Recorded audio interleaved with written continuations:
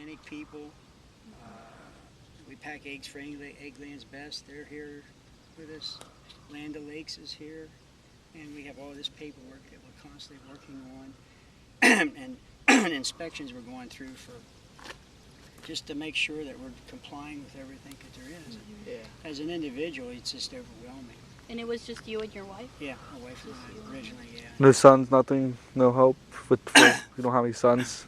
No, I have a daughter, but she's a vet tech. And she works in a veterinarian hospital. So now, I have a question. I was looking into the egg place, and I actually found more places around. Was there an association or something going on that you actually went? And you know how there's one in Gettysburg? Right. I'm part of Gettysburg. Yeah. Yeah. And there's one in Oxford too. Like, it's all the same company. It's all the same company. Yeah. Did you used to own that too? No, I just owned Bailey Farms. Bailey Farms, Yes. and then we worked with them for several years, and then we decided to join with them and produce eggs that way. Just because of the regulation. It's too much for us. But that's life. Everything gets bigger, it seems, in this world. Now, how did you get a hold of all this? Well, Like, how did you come to it? When my wife and I started, there was the main farmhouse down there and 2 small chicken houses which had 13,000 chickens in them. We hand fed, we hand gathered, we did everything by hand, and it took my wife and I all day to handle the eggs off for 13,000 chickens.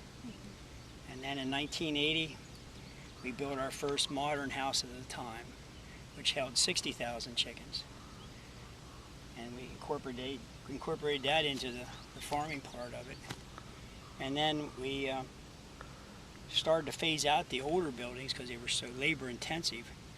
And I actually built, where that big building is over there, a 2,000 unit hog house where we finished 2,000 hogs at a time.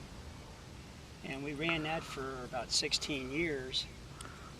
And we tore that down and rebuilt it, and that's an organic chicken house there that holds 60,000 organic chickens.